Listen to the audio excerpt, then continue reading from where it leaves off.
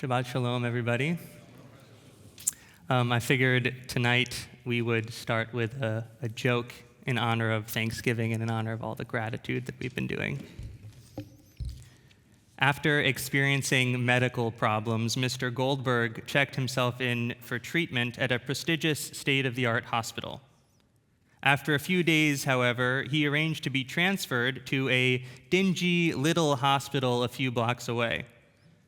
Hearing about this, his friend went to check on him and asked why he chose to switch. Do you think that the doctors in the first hospital weren't competent? The doctors, Goldberg replied, were absolute geniuses. I couldn't complain about the doctors. Maybe it was the nurses? You didn't like their bedside manner? The nurses, Goldberg responded, were angels in human form. I couldn't complain about the nurses. So I guess it was the food then. The food wasn't very good. The food, it was like manna from the heavens. Absolutely delicious. I couldn't complain about the food. Well, Goldberg, why on earth did you move from there to here? Said Goldberg, because here I can complain.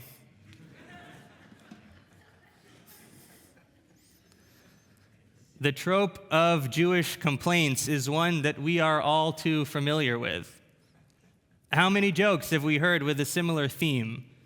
Stories that come even from the Torah itself of Israelites longing to be back in Egypt, complaining about the journey through the desert. But as much as we might chuckle at the notion that we are a people who complains, we, the Yehudim, the Jewish people, derive our name from a line in this week's Parsha, which, as we have already alluded to, suggests the very opposite, that we are a people of praise. More about that in a moment. This week's Parashat Vayetzei is filled with wonderfully nuanced stories about complicated family relationships. In it, we see Jacob work tirelessly for his uncle Lavan with the hope of finding some reward. We witness time and time again as Jacob is swindled in bad business dealings with his uncle, who has no problem of changing the terms of an agreement after the fact, or deliberately misleading Jacob beforehand. Perhaps the most famous example is the wedding fiasco, the story of how Lavan tricked Jacob into marrying his daughter Leah, though Jacob wanted to marry Rachel, the other daughter, instead. Predictably, the text recounts Jacob's surprise. When morning came, there was Leah. Jacob said to Lavan, "What is this you have done to me? I was in your service for Rachel. Why did you deceive me?" His reaction was warranted, to say the least. Quite the revelation, isn't it? Being married to a totally different bride. But curiously, he displays no other emotions, taking the development much more calmly than one might have anticipated. In part, this scene typifies a souring family dynamic, but bracketing questions about how our ancestors understood the role of marriage, this scene is also a poignant illustration of an agreement gone awry. Jacob worked towards something, in this case towards Rachel, for 7 years. He was promised a certain outcome and was spurned right in the last moments. And this wouldn't be the last time Lavan tries to trick him either. Perhaps less well known is the story of Jacob's later wage negotiation, we might call it. After marrying Rachel and Leah, fathering 12 children, and working for 14 years, Jacob is offered a bonus, a promotion in the family business. Impressed with the work he has done, Lavan cuts Jacob a blank check. "Name the wages due from me, and I will pay you," he says. Jacob, a budding businessman in his own right, presents a counteroffer, saying, "Let me pass through your whole flock today, removing from there every speckled and spotted animal, every dark-colored sheep, and every spotted and speckled goat. Such shall be my wages." This time, instead of asking for a daughter's hand in marriage, Jacob asks to be compensated with a portion of the product, a flock of his own, culled from that of his uncle. Jacob wants to start a franchise.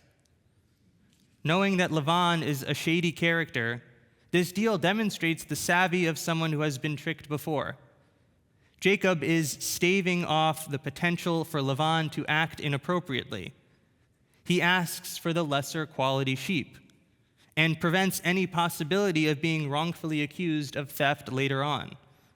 After all, separating the flock by visual appearance means that a full and fair accounting of his assets can be performed with a simple glance at the pasture. If any sheep looks out of place, it's because it is. But of course, even with such an ironclad approach, Lavan pulls yet another trick from his sleeve. Before Jacob comes to claim his sheep, Lavan splits the flock first and hands the speckled ones over to the care of his sons. By doing so, Jacob's brilliant idea is rendered moot. When he comes to collect, there are no speckled sheep left for him to take.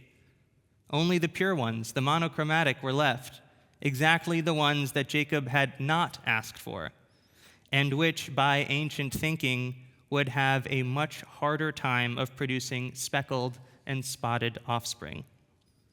It would seem that Jacob had been bested once again. But without missing a beat, Jacob takes sticks of wood, peels back the bark, and crafts dazzling high-contrast designs, speckled and spotted patterns of light and dark wood. Placing them in front of the water troughs, he performs an ancient feat of genetic engineering. Jacob successfully manipulates the appearance of the flock's offspring, and they begin to resemble the patterns that he carved into the wood. Though Lavan might have thought it impossible, Jacob produces a new generation of the flock, speckled and spotted, that he can rightly claim as his own. Though he must have seen how badly the odds were stacked against him, Jacob never gets mad and continues on with his work. A few of the medieval commentators jump to offer interpretations of this miraculous development. Some suggest the ubiquity of this idea, arguing that it's actually a matter of natural law amongst all pregnancies, yada, yada, yada, the fetus is impressionable. Jacob, they suggest, was privy to this information and acted accordingly. Others quote Midrash that echoes the sentiment but paints the picture with a more imaginative palette. All, however, laud Jacob's ingenuity, how he made the most of what was supposed to be an impossible situation, and so too does the text. At the end of the chapter, we are told that Jacob grew exceedingly prosperous and came to own large flocks. Though the circumstances of our lives are likely different from those of Jacob's, I imagine that we have all experienced similar moments of radical surprise, times in which the rug is quickly pulled out from underneath. And if we try to see Jacob as a model of behavior, we see that his approach in our Parsha evolves over time. With each subsequent soured dealing, he learns from his naivete to better account for the inevitably unaccountable. And throughout this Parsha, we never see him complain about any of the times he has been treated unfairly. With one caveat: so long as he thinks he can do something to change it, to learn from his mistake so as to never make it again. As long as it will allow him to grow, Jacob accepts what has been given to him and works hard to make the most of the situation going forward. But this approach comes with its limits, and the Parsha tacitly outlines them as well. Amidst the litany of childbirths that we read through this week, the text mentions that Rachel became envious of her sister Leah, for whom pregnancy and childbirth came more easily. In a state of upset, she says to Jacob, "Give me children, or I shall die." In the next verse, Jacob, cool, calm, and collected throughout the rest of the Parsha, loses it. We read, Jacob was incensed at Rachel and said, "Can I take the place of God who has denied you fruit of the womb?" It's hard to hear. It's hard to read. In these circumstances, it would seem that Jacob can exercise no control, not of his situation and not of himself. And when he realizes this, he gets emotional. He gets mad.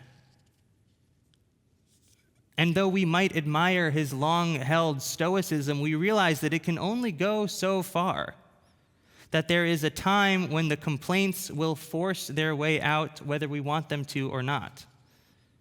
I imagine that the comment to his wife was motivated by much more than her words, that he had been bottling up all of what had come his way and was inappropriately letting off some steam. Our Parsha reminds us of the dangers of this approach, that though it might help us in our work to continue to chart ahead regardless of what comes our way, there are consequences to this behavior, and they can come to light in the places where we might least want them to. So our tradition reminds us of the importance of regulating our behavior, to name the good and the bad, to complain if we have to, but to give thanks when we can. And not necessarily in equal measure, but perhaps with a bias towards gratitude. After all, it's who we are. As we heard earlier, the word Jew, Yehudi, comes from the name Judah, one of Jacob's sons, and it is first used in this week's Parsha. Quite literally, it means to offer thanks or to offer praise. I think we are a people who are commanded to offer words of gratitude because of how difficult that practice can sometimes be. And I want to suggest tonight that, of course, we can complain too. Sometimes we have to. We are a people who wrestle, who struggle. We too are children of Jacob. But that we should strive to stand with a posture of praise. And so I hope that you all had a happy Thanksgiving, one with far less family drama than described in our Parsha. And that as this week comes to a close, may we find a way to ride the coattails of appreciation and encounter the world with a disposition that accepts our emotions, where we can name them, but most of all, a disposition of gratitude wherever we can. Happy post-Thanksgiving and Shabbat Shalom.